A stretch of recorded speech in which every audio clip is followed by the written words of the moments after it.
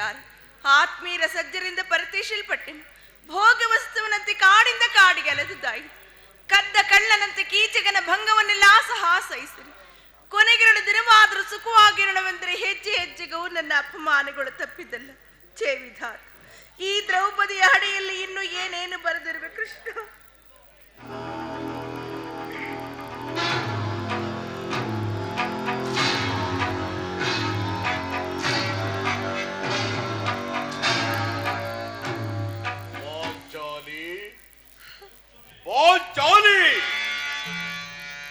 ಇವಳೇಕೆ ಈ ರೀತಿ ಚಿಂತಾಮಗ್ಧಳಾಗಿರುವಳು?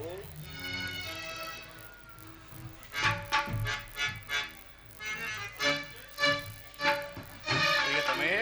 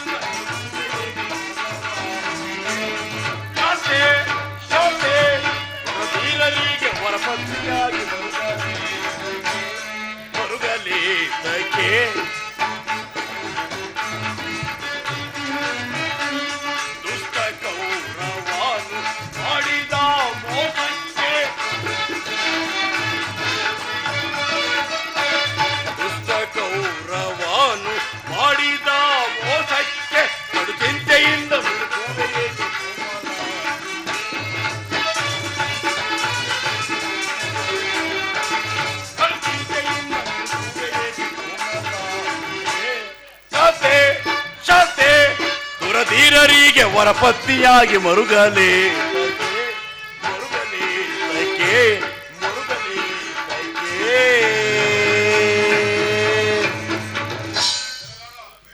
ಪ್ರಿಯತಮೇ, ಏನಾಯ್ತು? ಏಕೆ ನಿಷ್ಕಾರಣವಾಗಿ ಹೇಳುತ್ತಿರುವೆ? ನಾನು ನಿಷ್ಕಾರಣವಾಗಿ ಹೇಳುತ್ತಿಲ್ಲ. ನನ್ನ ಹಳಿವಿಗೆ ಒಂದಲ್ಲ 10 ಕಾರಣಗಳು. ನೀವು ಪುರುಷರು ಯಾರಾದ್ರೂ ನಿಮ್ಮನ್ನ ಅಪಹಾಸ್ಯ ಮಾಡಿದ್ರೆ ನೀವೇ ಅವರಿಗೆ ಪ್ರತಿಕಾರ ಮಾಡುವಿರಿ. ಆದರೆ ಸ್ತ್ರೀಯರ ವಿಚಾರ ಹಾಗಲ್ಲ. ಅವರ ಅಂಗವಸ್ತ್ರಗಳಿಗಾಗಿ ಪರನ್ನು ಆಶ್ರಯಿಸಬೇಕು. ಪರಮೇಶ್ವರ, ಇಂತಹ ಪರಾಧೀನದ ಸ್ತ್ರೀ ಜಾತಿని ಏಕೆ ಸೃಷ್ಟಿಸಿದೆ ದೇವ? ಹೇಳಬೇಡ ಪಾಂಚಾಲಿ, ಹೇಳಬೇಡ. ಸ್ತ್ರೀಯರ ಪರಾಧೀನತೆಯು ನಮ್ಮ ಸಮಾಜದ ನಿಯಮ. ಅದು ಭಗವತ್ ಸ್ವರೂಪಿಗಳಾದ ಋಷಿಗಳ ಆಜ್ಞೆ. ಪತ್ನಿಯನ್ನು ದ್ಯೂತದಲ್ಲಿ ಪಣವಾಗಿಟ್ಟು ಸೋಲುವಂತೆ ನಿಮ್ಮ ಋಷಿಗಳು ಆಜ್ಞೆ ಮಾಡಿದ್ರಲ್ಲವೇ? ಆಹಾ, ಪತಿಗಳಂತೆ ಪತಿಗಳು ತಪಸ್ಸು ಮಾಡಿ ಪಡೆಯಬೇಕು ನಿಮ್ಮಂತಹ ಪತಿಗಳನ್ನು. ದೇವಿ, ಅಣ್ಣನ ಒಂದು ದಿನದ ವಿವೇಕದಿಂದ ಆದ ಈ ನಿಂದನೆಯು ಸಾಯುವವರೆಗೂ ನಮ್ಮನ್ನು ಬಿಟ್ಟಿದ್ದಲ್ಲ. ಪಾಂಚಾಲಿ, ಪ್ರಿಯತಮೆ, ಅಣ್ಣನ ಅಪರಾಧಗಳನ್ನು ಕ್ಷಮಿಸುವಂತೆ ನಾನು ಎಷ್ಟೋ ಸಾರಿ ನಿನ್ನನ್ನು ಕೇಳಿಕೊಂಡಿಲ್ಲವೇ? ಅದು ಹಾಗೆ ಹೋಯಿತು. ಅದನ್ನು ಮರೆತು ಬಿಡು. ಈ ದಿನ ನೀನೇಕೆ ಹೀಗಾಗಿರುವೆ ನನ್ನೊಡನೆ ತಿಳಿಸಬಾರದೆ? ಆದರೆ ಅದರಿಂದ ಆಗೋ ಪ್ರಯೋಜನವಾದ್ರೂ ಏನು ಸ್ವಾಮಿ?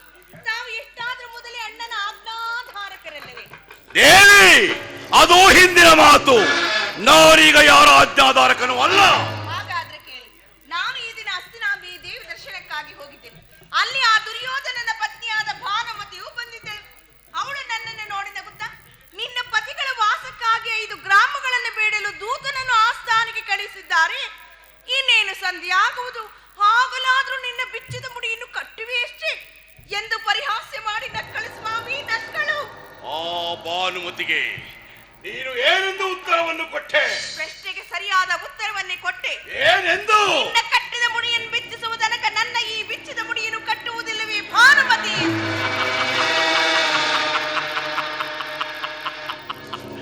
ಚಮತ್ಕಾರವಾದ ಉತ್ತರ.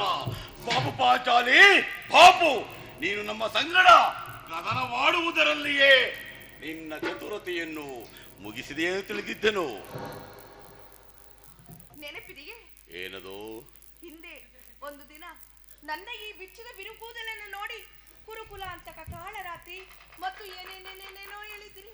ಪುನಃ ನನ್ನ ಬಾಯಿಂದ ಆ ಪ್ರತಿಜ್ಞಾ ವಾಕ್ಯಗಳನ್ನು ನುಡಿಸಲು ಅಪೇಕ್ಷಿಸಲವೇ ಪಾಂಚಾಲಿ?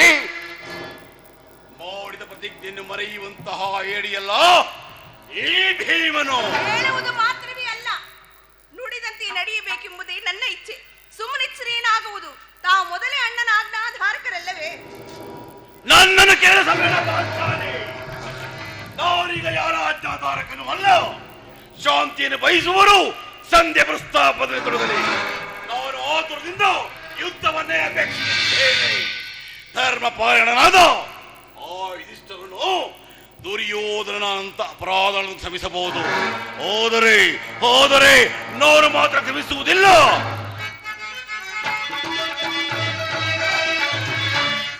ಕೌರವನ ಬಾಳ ಗೆಡಿಸುವೆ.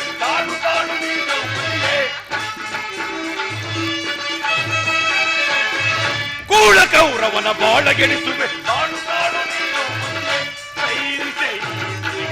ತುಳದಳು ಸೈರಿಸೆ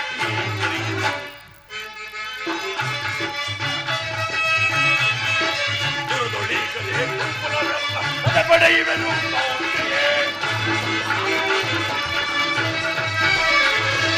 ದುರದೊಳೀಗಲೇ ಗುರುಕುಲವೆಲ್ಲ ತಲೆ ಪಡೆಯುವೆನು ಕಾಂತೆಯೇ. ಗುರುಳ ಕೌರವರ ತೆಗೆದು ಬಗೆದು ಸೈರಿಸೆ. ಇರದಳು ಸೈರಿಸೆ. ದುರದಳು ಸೈರಿಸೆ.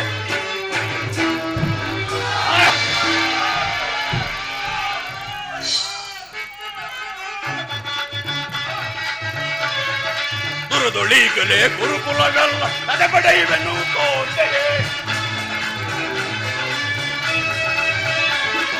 ದುರದೊಳೀಗಲೇ ಗುರುಕುಲವೆಲ್ಲ ತಲೆ ಪಡೆಯುವೆನು ಕಾಂತೆಯೇ. ದುರುಳ ಕೌರವರ ತೆಗೆದು ಬಗೆದು ದುರುಳ ಕೌರವರ ತೆಗೆದು ಬಗೆದು ಸೈರಿಸೆ. ದುರದಳು ಸೈರಿಸೆ. ದುರದಳು ಸೈರಿಸೆ.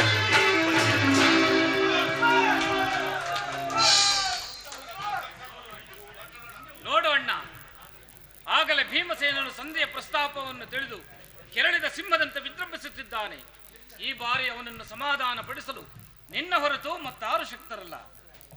ಸೋದರ, ಈ ದಿನ ಅವನ ಕೋಪಕ್ಕೆ ದ್ರೌಪದಿಯೇ ಕಾರಣವೆಂದು ತೋರುವುದು.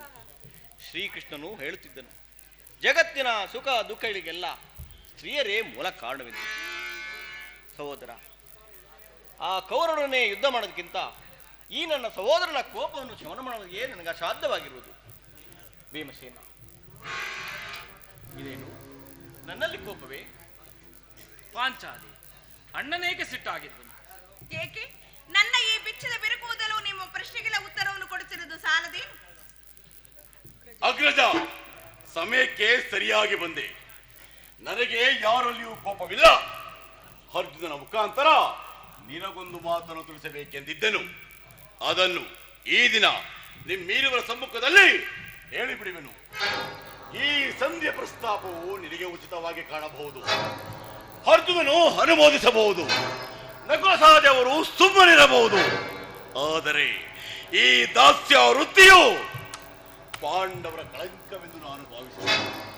ದರಿದ್ರ ಭಿಕ್ಷಕರಂತೆ ಕಂಡವರ ಮನೆಯ ಬಾಗಿಲಿನಲ್ಲಿ ಸಂಧಿಯಾಚನೆ ಮಾಡಲು ಆ ಪಾಂಡುರಾಜೇಂದ್ರರು ನಮ್ಮ ಪುತ್ರರನ್ನಾಗಿ ಪಡೆಯಲಿಲ್ಲ. ಈ ಅಪಮಾನವು ನಿಮಗೆ ಸಹ್ಯವಾಗಿ ಕಾಣಬಹುದು. ಆದರೆ ನಾನೊಂದು ಕಡೆಗೆಂದು ಸಹಿಸುವುದಿಲ್ಲ. ಯುದ್ಧಕ್ಕಾಗಿ ನಿನ್ನ ಅನುಮತಿಯನ್ನಾಗಲಿ ಅರ್ಜುನನ ಸಹಾಯವನ್ನಾಗಲಿ ನಾನು ಅಪೇಕ್ಷಿಸುವುದಿಲ್ಲ. ನಾನು ಮತ್ತು ಈ ನನ್ನ ಕಲೆ ಇವೆರಡೇ ಆ ಗುರುಕುಲವನ್ನು ಸಂಪೂರ್ಣವಾಗಿ ನಾಶ ಮಾಡಿ ಬರುವೆನು. ನೀವು ನಿಶ್ಚಿತರಾಗಿ ಸಂಧಿ ಪ್ರಸ್ತಾಪವನ್ನು ಮಾಡುತ್ತೀರಿ. ನಾನು ನನ್ನ ಪ್ರತಿಜ್ಞೆಯಂತೆ ನಡೆಯುವೆನು. ಭೀಮಸೇನ, ಮುನಿಸೇತಕ್ಕೆ ನಿನಗೀ ಪರಿ ಘನಗುಣ ನಿಧಿ ಭೀಮಸೇನ ಅನುಜಾತನೆ ಸೈರಿಪುದು ಮನಸೈರಿಸಿ ಶಾಂತನಾಗೋ ಭೀಮಾ ಭೀಮಾ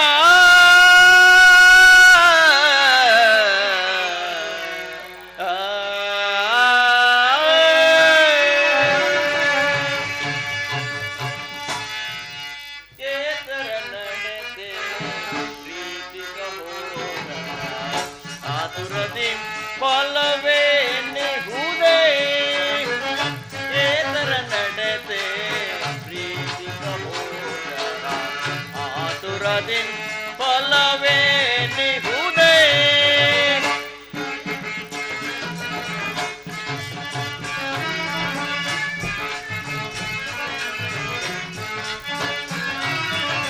ಧರ್ಮ ವಿಚಾರದ ಮರ್ಮವ ತಿಳಿಯದೆ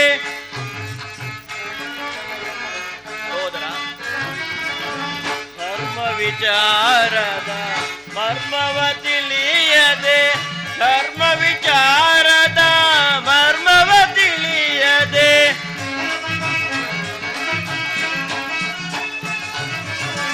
ಧರ್ಮ ವಿಚಾರದ ಮರ್ಮವ ತಿಳಿಯದೆ ಧರ್ಮ ವಿಚಾರದ ಮರ್ಮವ ತಿಳಿಯದೆ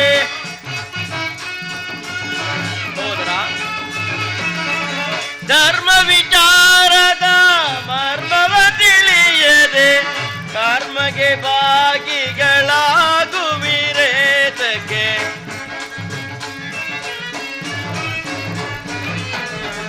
ಕರ್ಮದೆ ಭಾಗಿಗಳಾಗುವಿರೇತಕ್ಕೆ ಏತರ ನಡೆತೆ ಆತುರದಿ ಫಲವೇ ನಿಹುದೇ ಭೀಮಸೇನ ನನ್ನಲ್ಲಿ ಕೋಪವೇ ತಮ್ಮ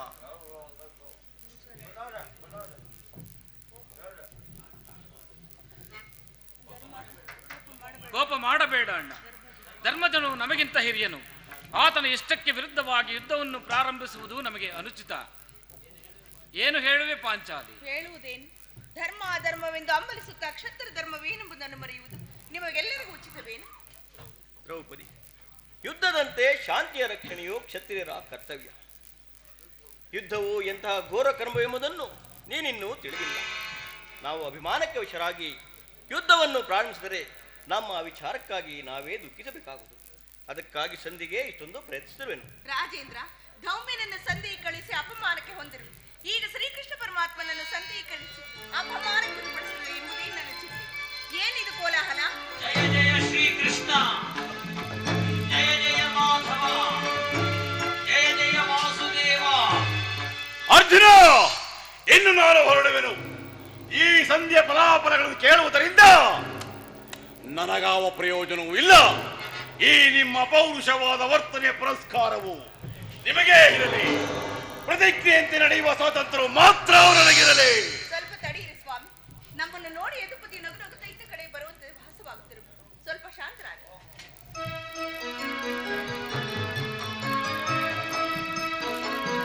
ಪರಮಾತ್ಮ, ಪಾಂಡುಪುತ್ರರ ಪ್ರಾರಂಭಗಳನ್ನು ಸ್ವೀಕರಿಸಿ ವಿಜಯಶಾಲಿಯಾಗು.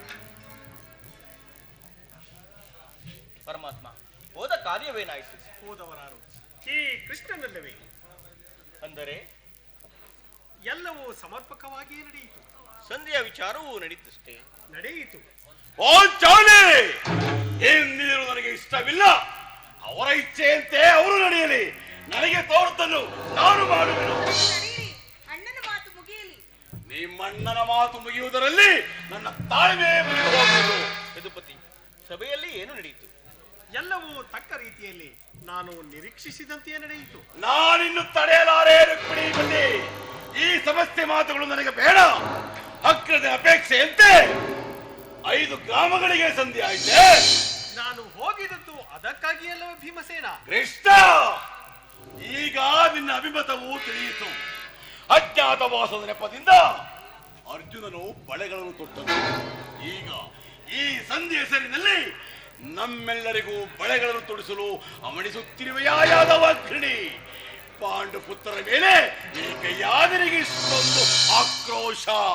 ಭೀಮಸೇನ, ನಿನಗಿಷ್ಟೊಂದು ಅಸಹನೆ ಏಕೆ? ಸಮಾಧಾನ ತಂದುಕೊಂಡು ಸಂಪೂರ್ಣವಾಗಿ ನನ್ನ ಮಾತನ್ನು ಕೇಳು. ಇದು ನಿನಗೆ ಹೆಚ್ಚಿಗೆ ಸಂಬಂಧಪಟ್ಟ ವಿಷಯ. ಕೃಷ್ಣ, ಈ ಸ್ವಾಭಿಮಾನ ಶೂನ್ಯವಾದ ಸಂಧಾನದೊಡನೆ ಈ ಚಂಡ ಭೀಮನಿಗೆ ಅದೆಂತಹ ಸಂಬಂಧ ಇರುವುದು ಅತ್ಯಂತ ನಿಕಟವಾದ ಸಂಬಂಧ. ಕೃಷ್ಣ, ಮುಂದೇನಾಯಿತು? ರಾಜ್ಯಸಭೆಯಲ್ಲಿ ನಿಮ್ಮ ಸಂಧಾನವನ್ನು ತಿಳಿಸಿದೆನು. ಅದಕ್ಕೆ ಅವರೆಲ್ಲರೂ ಸಮ್ಮತಿಸಿದರು. ಯಾರು ಯಾರು ಒಪ್ಪಿದರು ಪರಮಾತ್ಮ? ಭೀಷ್ಮ, ದ್ರೋಣ ಮುಂತಾದವರೆಲ್ಲರೂ. ಆ ದುರ್ಯೋಧನ ಆತನೂ ಕೂಡ. ಇನ್ನು ನನಗಿಲ್ಲಿ ಕೆಲಸವಿಲ್ಲ. ಕೃಷ್ಣ, ಈ ದುರ್ವಾರ್ತೆಯನ್ನು ಕೇಳಬೇಕೆಂಬುದೇ ನಿನ್ನ ಇಚ್ಛೆ ಆಗಿತ್ತು. ಅದನ್ನು ಸಾಧಿಸು. ಸಹೋದರರೇ, ಈ ನಿಮ್ಮ ಅಪೌರುಷದ ಫಲವನ್ನು ನೀವೇ ಭಜಿಸಿರಿ. ಇದರಲ್ಲಿ ಈ ಭೀಮನು ಯಾವ ಭಾಗವನ್ನು ಅಪೇಕ್ಷಿಸುವುದಿಲ್ಲ. ಯಾಜ್ಯ ಸೇನಿ, ನೀನು ನಿರಾಸರಾಗಬೇಡ. ಈ ಭೀಮನು ಬದುಕಿದ್ದರೆ ನಿನ್ನ ಸೇಡನ್ನು ತೀರಿಸಿಯೇ ಕೊಳ್ಳುವನು. ಭೀಮಸೇನ, ನೀನು ನಿಜವಾಗಿಯೂ ಆ ಹಿಡಿಂಬಾಪತಿಯೇ ಸರಿ. ನಿನಗಿಷ್ಟೊಂದು ಕೋಪವಿಲ್ಲದಿದ್ದರೆ ಆ ರಕ್ಕಸಿಯನ್ನು ಆಳಲು ಅದು ಹೇಗೆ ತಾನೇ ಸಾಧ್ಯವಾಗುತ್ತಿತ್ತು? ಸ್ವಲ್ಪ ಸಮಾಧಾನವನ್ನು ತಂದುಕೊಂಡು ನನ್ನ ಮಾತನ್ನು ಸಂಪೂರ್ಣವಾಗಿ ಕೇಳು. ಕೃಷ್ಣ, ಸುಮ್ಮನೆ ನನ್ನನ್ನು ಕಾಡಬೇಡ. ಈ ಸಂಧಿಯ ಸುದ್ದಿಯು ನನಗೊಪ್ಪದು. ನಿನಗೊಪ್ಪುವ ವಿಚಾರ ಹೊಂದಿರುವುದು. ಆ ದುರ್ಯೋಧನನು ನಿನಗೊಂದು ಸಂದೇಶವನ್ನು ಕಳುಹಿಸಿರುವನು.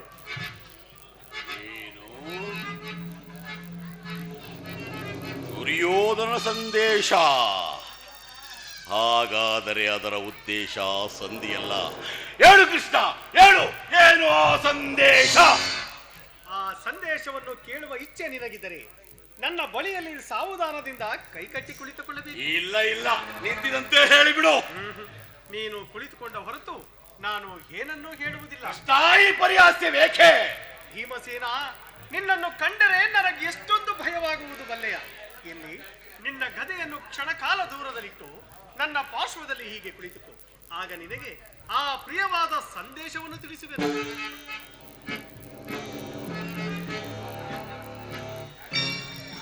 ಇಗೋ ನಿನ್ನ ಅಪೇಕ್ಷೆಯಂತೆ ಕುಳಿತುಕೊಳ್ಳುವೆನು.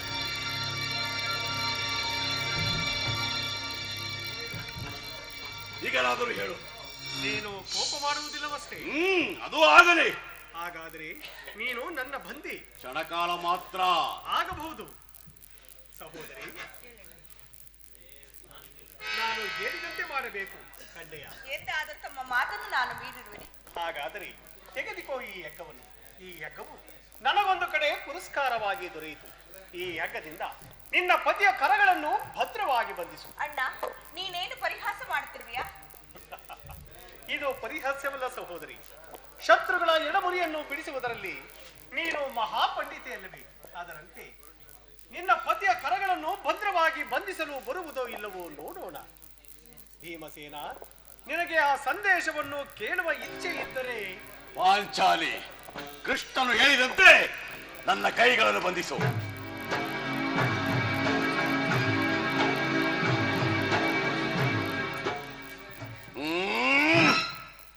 ಇರಯ್ಯ, ಈಗ ಕೇಳಿರಿ. ಭೀಮಸೇನನನ್ನು ಬಂಧಿಸಿರುವ ಈ ಯಜ್ಞವು ಈ ದಿನ ರಾಜಸಭೆಯಲ್ಲಿ ನನ್ನ ಅಂಗಾಂಗಗಳನ್ನು ಬಂಧಿಸಲು ಆಗಿದ್ದಾರೆ. ಯಾರು ಈ ಕಾರ್ಯ? ಏನು ಹೇಳಿದೆ ಕೃಷ್ಣ? ಈ ಹಗ್ಗದಿಂದ ನಿನ್ನನ್ನು ಬಂಧಿಸಲು ಯತ್ನಿಸಿದರೆ ಯಾರು ಆ ದುರಾತ್ಮರು? ಮತ್ತಿನ್ಯಾರು? ಆ ದುರಾಭಿಮಾನಿಯಾದ ದುರ್ಯೋಧನನು ಆದೇಶಿಸಿದನು. ಅವನ ತಮ್ಮ ದುರಾಚಾರಿಯಾದ ದುಶ್ಯಾಸನನು ಈ ಕಾರ್ಯವನ್ನು ನೆರವೇರಿಸಿದನು. ಇಂತಹ ಮಹತ್ವವಾದ ಕಾರ್ಯವು ಅವರಿಗಲ್ಲದೆ ಮತ್ತಿನ್ಯಾರಿಗಯ್ಯ ಬರಬೇಕು? ಯಾಜ್ಯ ಸೇನೆ, ನನ್ನ ಕೈಗಳನ್ನು ಬಿಡಿಸು.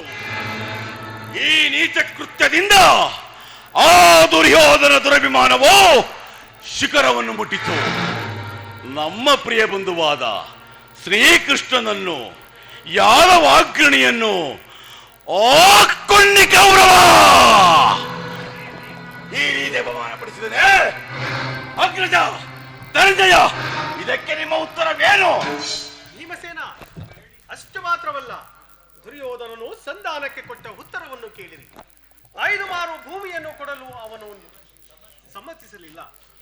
ನೀವು ಸಂಧಿಯನ್ನು ಅಪೇಕ್ಷಿಸುವುದಾದರೆ ಅದು ರಣಾಂಗಣದಲ್ಲಿ ಶಸ್ತ್ರಾಸ್ತ್ರಗಳ ಆ ಸ್ಪಂದನದಲ್ಲಿ ದೊರಕುವುದೆಂದು ಈ ಸಂದೇಶಕ್ಕೆ ನಮಗಿರುವುದು ಒಂದೇ ಉತ್ತರ, ಅದು ಯುದ್ಧ.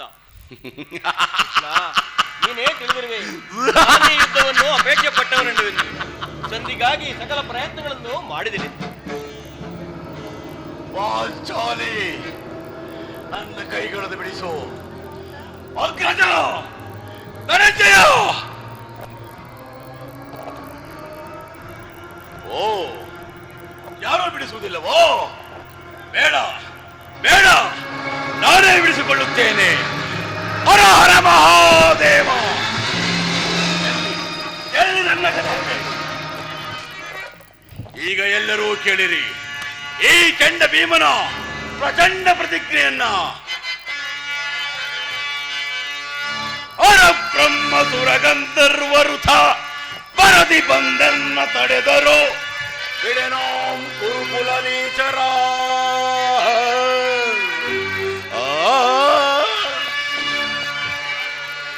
ಓರ ದುರವಂಗೈದು ಶತ್ರುಗಳ ಶಿರವ ಚೆಂಡಾಡಿ ಚಿಂತೆಯನ್ನು ಪರಿಹರಿಸುವೆನು.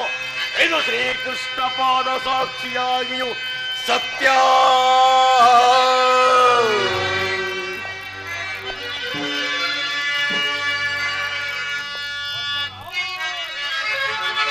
ತೀಳುವೆ ಕುರುಕುಲ ನೀಚರನಾಂ, ತೀಳುವೆ ಕುರುಕುಲ ನೀಚರನಾಂ. ಭ್ರಷ್ಟರವರ ಬಡಿದು ಕೊಲ್ಲುವೆ, ಭ್ರಷ್ಟರವರ ಬಡಿದು ಕೊಲ್ಲುವೆ. ತೀಳುವೆ ಕುರುಕುಲ ನೀಚರನಾಂ, ತೀಳುವೆ ಕುರುಕುಲ ನೀಚರನಾಂ. ದುರುಳ ದ್ರೋಹಿಗಳು ಹಿಡಿಗೆ ಸಿಕ್ಕಿದ ಬಿಡಿದು ನೀಚರ ಒಡಗನ್ನು ಬಗೆವೆ. ದುರುಳ ದ್ರೋಹಿಗಳು ಹಿಡಿಗೆ ಸಿಕ್ಕಿದ ಬಿಡಿದು ನೀಚರ ಒಡಲನ್ನು ಬಗೆವೆ. ಅಡಿಯೋಳು ಮೆಟ್ಟಿ ಕಲೆಯೋಳು ಕೊಟ್ಟಿ, ಅಡಿಯೋಳು ಮೆಟ್ಟಿ ಕಲೆಯೋ ಕೊಟ್ಟಿ ರುಂಡ ಮುಂಡಗಳ ತುಂಡು ಗೈಯುವೆ,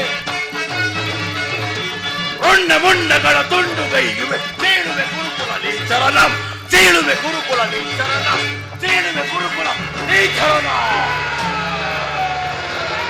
ಈಗ ಎಲ್ಲರೂ ಕೇಳಿರಿ, ನಾನು ವಾಯುದೇವನ ಅಂಶದಿಂದ ಜನಿಸಿದ್ದೇ ನಿಜವಾಗಿದ್ದರೆ,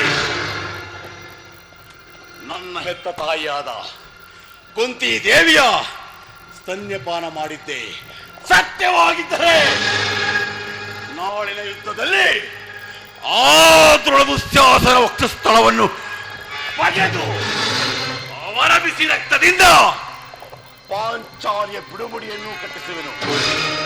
ಅಲ್ಲದೆ ಅಲ್ಲದೆ ಆ ನನ್ನ ಪರಮಶತ್ರುವಾದ ಆ ದುರ್ಯೋಧನ ತೊಡೆಯನ್ನು ಈ ನನ್ನ ಗದೆಯಿಂದ ಮುರಿದು ಅವನ ರಾಜ ಕಿರೀಟವನ್ನು ನನ್ನ ಹೆಣಗಾಲಿನಿಂದ ಒದ್ದು ಒದ್ದು ಒದ್ದು ಪುಡಿ ಪುಡಿ ಮಾಡುವೆನು. ಈ ಪ್ರತಿಜ್ಞೆಯನ್ನು ನೆರವೇರಿಸಲು ನಾನೇನಾದರೂ ಶಕ್ತನಾದರೆ ಪರಮಾತ್ಮ ನನಗೆ ಪರವಾದ ನರಕವೇ ಪ್ರಾಪ್ತವಾಗಲಿ. ಇದಕ್ಕೆ ನಿಮ್ಮ ಪಾದವೇ ಸಾಕ್ಷಿ.